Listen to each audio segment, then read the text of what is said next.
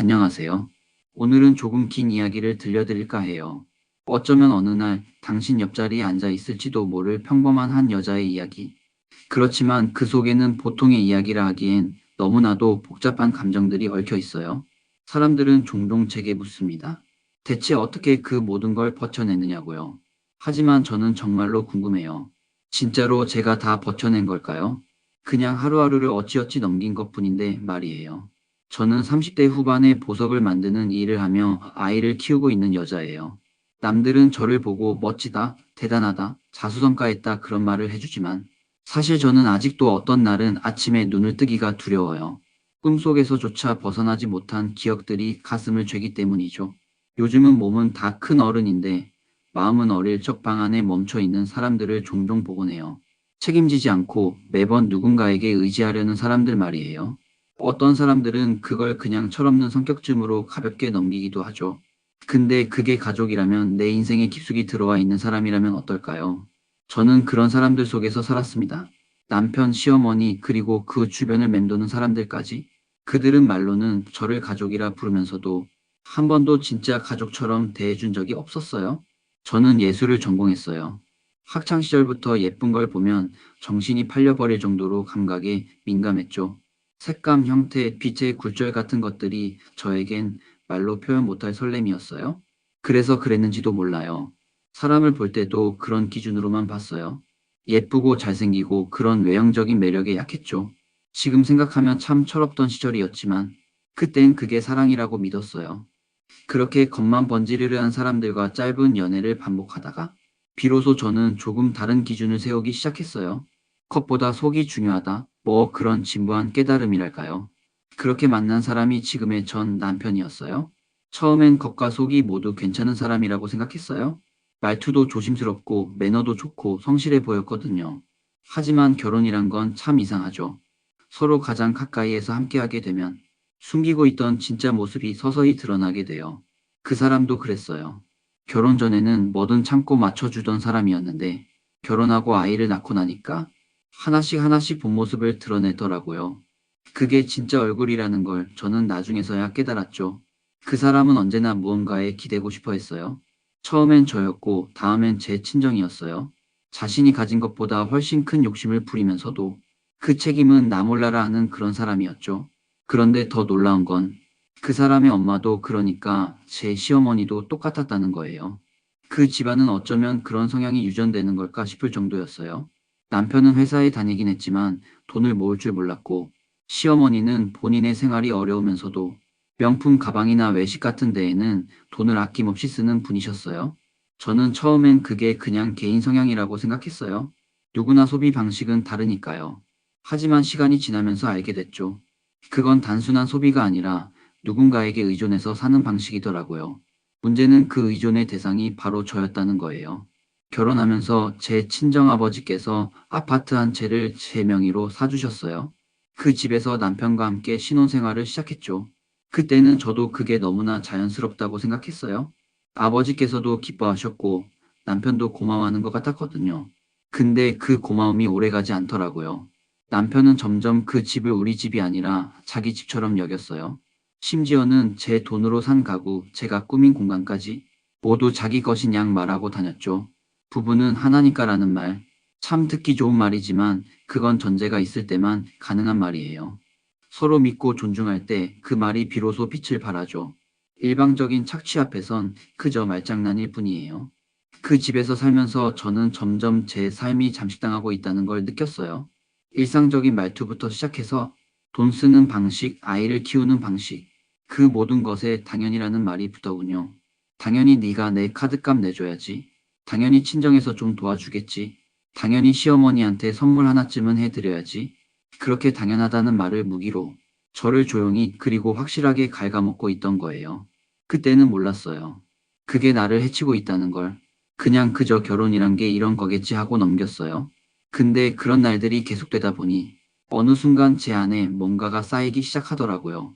말로는 설명할 수 없는 불쾌감과 억울함, 그리고 외로움이요. 내가 왜 이렇게까지 해야 하지? 이게 정말 가족이라는 관계가 맞는 걸까? 그런 생각들이 자꾸만 머릿속을 떠나지 않았어요. 그러다 어느 날 저는 결심하게 됐습니다. 이 사람들 사이에서 벗어나야겠다고요. 당장 뛰쳐나가지 못했지만 적어도 제 안에서 작은 결심은 단단하게 자리를 잡았어요. 그 결심이 저를 어디까지 이끌었는지, 그리고 그 끝에서 저는 무엇을 얻고 잃었는지, 이제 그 이야기를 하나씩 들려드리려 합니다. 결혼하고 몇 달쯤 지났을까요? 처음엔 저도 남편이 조금 철이 없을 뿐이라고 생각했어요. 그러다 보면 언젠가는 어른이 되겠지, 그런 막연한 기대 같은 거요. 하지만 그 기대는 아주 조용하게 무너졌어요. 그 사람은 조금씩 그러나 확실하게 저를 이용하고 있었더라고요. 가장 먼저 이상하다고 느낀 건 통장의 잔액이었어요. 제가 벌어서 모은 돈, 친정에서 마련해 준 돈들이 어느 순간부터 빠르게 줄어들기 시작했거든요. 남편은 자기가 결혼하고 난 뒤에도 꾸준히 절약하고 있다고 했지만 카드 명세서를 들여다보면 그 말이 전혀 사실이 아니었어요. 생일도 아닌데 백화점에서 비싼 가방을 사는 것, 술집이나 고급 레스토랑에서 지출한 금액들, 그걸 물으면 항상 변명은 같았어요. 아는 형 생일이었어. 회사 사람들 회식이었는데 내가 계산할 수밖에 없었어. 당신도 알잖아. 내가 사람들한테 눈치 보이는 성격인 거. 그런 말을 들을 때마다 저는 점점 작아졌어요. 그렇구나. 어쩔 수 없었겠구나. 그렇게 생각하며 또 참고 또 넘겼죠. 근데 어느 날 정말 참기 힘든 일이 일어났어요. 월말에 가계부를 정리하다가 우연히 본 금액 하나, 800만 원이 훌쩍 넘는 카드값이 떡하니 찍혀 있었던 거예요. 정신이 아찔했어요. 무슨 큰일이 났나 싶어 덜덜 떨면서 남편에게 물었죠. 도대체 이게 뭐냐고. 그랬더니 남편은 시치미를 뚝 떼면서 말했어요. 정화 생일이라 선물 하나 해줬어. 정화는 신우, 그러니까 남편 여동생 이름이에요. 그때까지만 해도 저는 그녀를 꽤 아끼고 있었어요. 가끔 만나 밥도 같이 먹고 언니처럼 대하려고 했었거든요. 근데 생일 선물 하나가 800만 원이라뇨. 그건 누가 봐도 말이 안 되는 금액이었어요. 그래서 또 물었어요. 뭘 그렇게 비싼 걸 샀냐고. 그랬더니 남편이 툭 내뱉더군요. 그냥 가방 하나 샀어? 명품도 아닌데 뭐. 그 순간 저는 속에서 뭔가가 확 올라오는 걸 느꼈어요. 당신 월급 얼마인지 몰라? 800만 원이면 우리 집 3달 생활비야. 그 말을 삼켰지만 목 안에서 뜨겁게 맴돌았어요. 그날 저는 조용히 마음속으로 하나를 정리했어요. 이 사람은 절대 변하지 않는구나. 이런 일은 앞으로도 계속될 거고, 결국 모든 피해는 나와 우리 아이에게 돌아오겠구나. 그 이후에도 비슷한 일은 반복됐어요. 한 번은 남편이 이번엔 자기 어머니 생신이라고 아파트 계약을 해놨다며 잔금을 저보고 내달라는 거예요. 서울 안에서도 꽤 좋은 동네였고 아파트 가격이 9억쯤 된다고 했죠. 놀란 건 그 다음이에요. 그 계약금을 이미 넣었다는 거예요. 그 말을 들은 순간 저는 말문이 막혔어요. 당신이 왜 그걸 사? 그 돈 어디서 나서? 급해서 계약금만 넣었어? 잔금은 당신이 좀 도와주면 되잖아. 당신 돈도 우리 돈이잖아. 당신 돈도 우리 돈. 그 말이 뼛속까지 날카롭게 박혔어요. 이 사람은 한 번도 내 입장에서 생각해 본 적이 없구나. 내가 얼마나 벌고 어떻게 일하고 얼마나 아껴서 모은 돈인지 그건 전혀 관심 없는 거구나. 그 사람은 늘 그랬어요. 자기 엄마가 혼자서 자식 둘을 키우며 얼마나 힘들었는지 이제 좀 편하게 살게 해드리고 싶다고 말했어요. 그 마음 100번 이해할 수 있었어요. 하지만 왜 그게 꼭 제 돈으로 이루어져야 했는지는 끝내 설명하지 못했죠. 그런 일이 반복되면서 제 안에 무언가는 조금씩 무너졌어요. 사랑했던 감정도 기대했던 마음도 더는 설 자리가 없다는 걸 매일매일 실감하게 됐죠. 그러던 중에 제게 정말 큰 사건이 찾아왔어요. 그리고 그 일을 계기로 저는 더는 물러설 수 없다는 걸, 정말 이 길 끝에서 돌아서야 한다는 걸 깨달았죠. 그 사건이 무엇이었는지는 이제 곧 들려드리게요. 들으시면 아마 그랬구나 하고 고개를 끄덕이실 거예요. 그날도 참 평범한 하루였어요. 아이가 낮잠을 자고 있는 사이 저는 부엌에 앉아 가계부를 들여다보고 있었죠. 그런데 웬일인지 마음이 영 불편했어요. 괜히 뭔가 불길한 기분이 드는 날 있잖아요. 딱 그랬어요.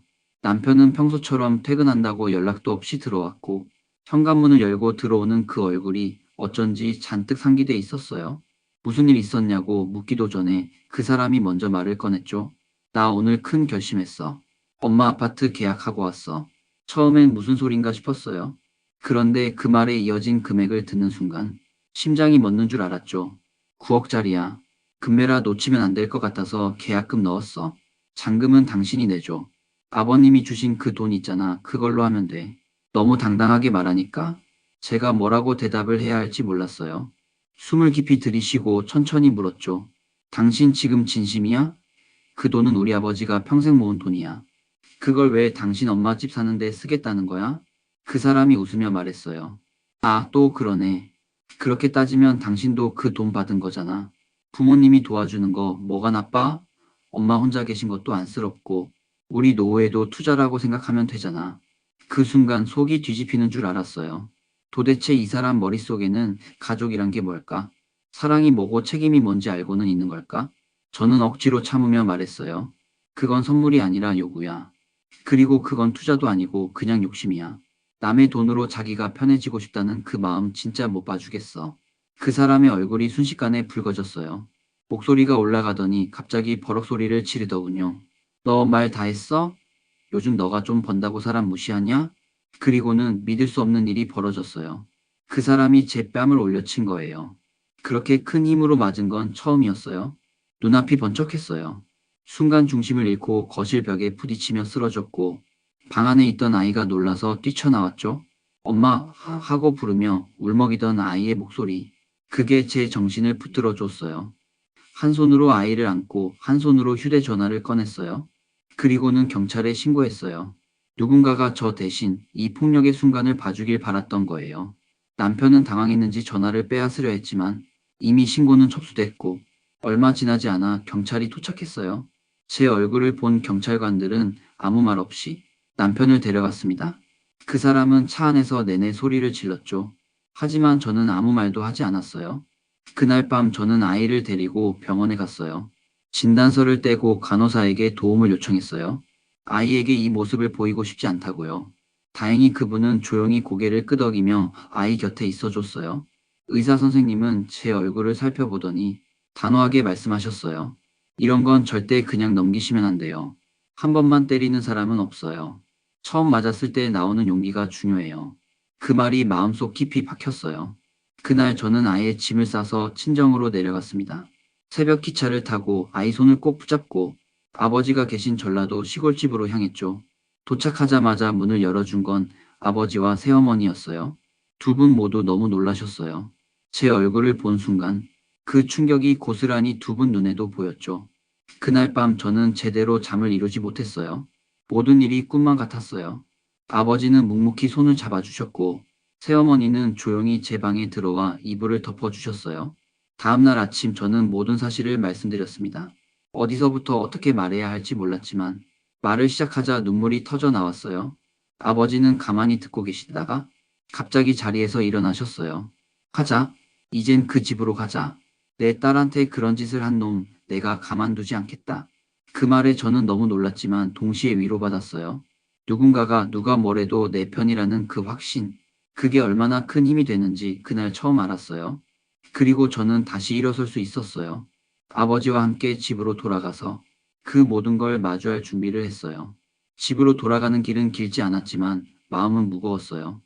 하지만 옆에 아버지가 있다는 사실 하나만으로 이상하게 마음이 단단해졌죠. 수서역에 내리자마자 택시를 타고 바로 집으로 향했어요. 가는 내내 아버지는 아무 말도 하지 않으셨어요. 그 침묵이 오히려 더 많은 말보다 위로가 됐습니다. 도착한 집 문 앞에는 이미 누군가 손을 댄 흔적이 있었어요. 며칠 전 제가 비밀번호를 바꿔놓았는데 다시 예전 번호로 되돌려져 있었죠. 그 순간 짐작이 갔습니다. 이 집에 아직도 남편이 있다는 걸요. 현관문을 열고 들어서자 거실 소파에 누운 남편이 보였어요. 아무렇지도 않게 자고 있더라고요. 그 모습을 본 아버지가 아무 말 없이 소파에 놓여있던 쿠션을 들어 그 사람 얼굴에 내리쳤어요. 정확히 얼굴 정중앙에 맞았죠. 그제야 정신을 차린 듯 남편은 벌떡 일어나 아버지를 보고 무릎을 꿇었어요. 아버님, 제가 잘못했어요. 정말 한순간의 실수였어요.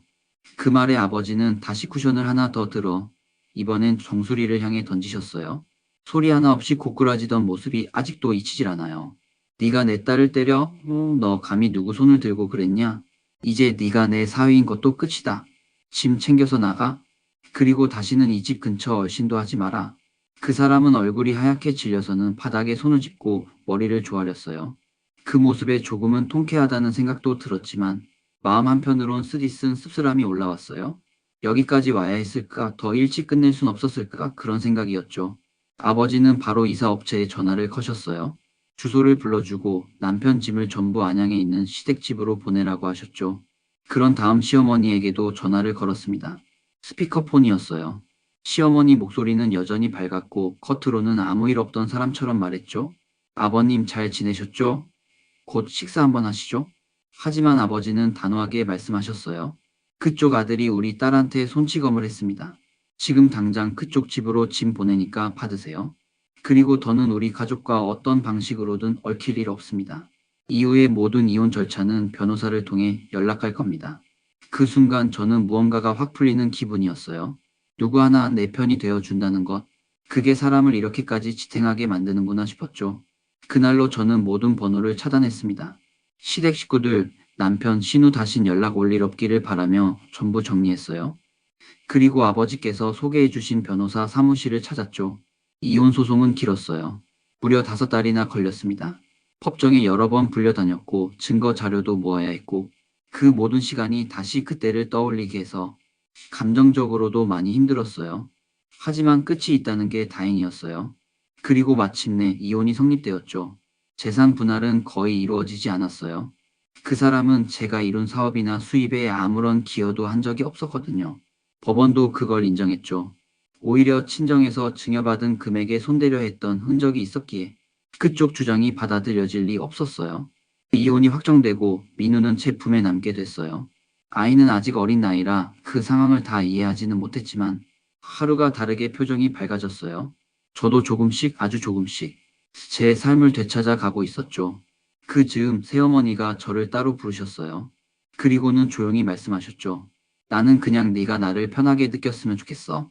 엄마라고 불러주지 않아도 돼. 그냥 너한테 좋은 어른이 되고 싶을 뿐이야. 그 말을 듣고 저는 잠시 말이 막혔어요. 그리고는 눈을 꼭 감고 조용히 대답했어요. 엄마, 그 말 너무 고마워요. 그렇게 저는 새로운 가족과 새로운 삶을 시작하게 됐습니다. 이제는 상처를 지우는 시간이 아니라 그 상처 위에 단단한 내가 자라는 시간이 필요했거든요. 시간이 흐르면서 저는 조금씩 숨을 쉴 수 있게 됐어요. 처음엔 매일이 전쟁 같았죠. 이혼 절차를 마친 뒤에도 혼자 아이를 키우고 가게도 운영하면서 버티는 것만으로 하루가 끝났거든요. 그런데 어느 날 문득 거울을 보는데 제 눈빛이 조금 달라졌더라고요. 예전엔 무언가에 늘 쫓기는 눈빛이었는데 그날은 아주 잠깐이지만 평온해 보였어요. 그걸 보고 나도 모르게 웃음이 났어요. 아, 나 살아가고 있구나. 나 잘하고 있구나. 민우는 유치원에 가면 친구들 얘기를 참 많이 해요. 엄마한테 그날 있었던 일들을 하나하나 다 말해주죠. 오늘은 현우랑 싸웠어. 근데 선생님이 나한테 잘했다고 했어. 엄마, 나는 나중에 반지 만드는 사람 할래. 그 말을 들을 때마다 저는 가슴이 뭉클해요. 아이가 웃을 수 있는 환경? 무섭지 않은 집 밥냄새 나는 부엌 서로 눈 마주치면 인사하는 저녁. 그게 가족이고 그게 집이라는 걸 이제는 저도 알아요. 새어머니는 여전히 조용히 묵묵히 우리 곁을 지켜주세요. 처음엔 거리감이 있었지만 이제는 자연스럽게 민우를 안아주시고 저한테는 따뜻한 차 한 잔 내어주세요. 말없이 마음을 나누는 사람. 그런 사람이 옆에 있다는 건 참 고마운 일이죠. 그리고 아버지 아이에게 할아버지 오신다라고 말해요. 그분은 여느 날처럼 조용히 민우를 보러 오세요. 장난감도 사오시고 가끔은 저한테 조심스레 물어보시죠. 혹시 불편하지는 않나? 저는 그냥 웃으며 대답해요. 할아버지는 민우도 저도 편하게 해주는 몇 안 되는 어른이에요. 그 말에 그분도 고개를 숙이며 웃으시죠. 이제는 다시는 그런 사람들에게 휘둘리지 않아요. 무언가를 내어주고도 죄책감을 느꼈던 그 시절에 저는 이제 없어요. 저는 이제 지키는 사람이에요. 아이를, 저 자신을, 그리고 우리 삶을요. 살다 보면 참 많은 얼굴의 사람을 만나게 되죠. 겉으론 친절하지만 속으론 계산기를 두드리는 사람. 처음엔 손 내밀지만 결국 내 것을 가져가려는 사람. 그런 사람들을 이제는 어느 정도는 알아보게 됐어요. 그리고 거리를 둘 줄도 알게 됐고요. 지금은요. 제 보석 가게도 예약이 들었고 좋은 고객들과의 인연도 많이 생겼어요. 하루하루 바쁘지만 충실하고 무엇보다 저는 제 삶을 사랑하고 있어요. 그래서 오늘 제 이야기를 들려드린 거예요. 혹시 지금 이 순간에도 누군가에게 휘둘리며 살아가고 계신 분이 있다면 꼭 말씀드리고 싶었어요. 그건 당신 잘못이 아니라는 거. 그건 절대 당연한 게 아니라는 거. 당신의 감정, 당신의 시간, 당신이 일구는 모든 노력들은 절대로 가벼운 게 아니에요. 누구도 그걸 당연하게 여겨선 안 돼요. 그건 지켜줘야 할 당신만의 소중한 자산이에요. 혹시 오늘 제 얘기가 당신의 마음에 조금이라도 닿았다면 그걸로 저는 정말 충분해요. 그리고 혹시 이야기를 듣고 나서 나도 누군가에게 이런 위로를 건네고 싶다. 그런 마음이 드셨다면요. 구독과 좋아요, 댓글로 함께 이야기 나눠주세요. 당신이 어떤 마음으로 이 자리에 앉아 있는지 제가 다 알 수는 없지만 당신 이야기를 듣고 싶고 당신의 그 마음을 응원하고 싶습니다. 오늘도 그리고 내일도 당신의 안녕과 평화를 진심으로 바랄게요. 감사합니다.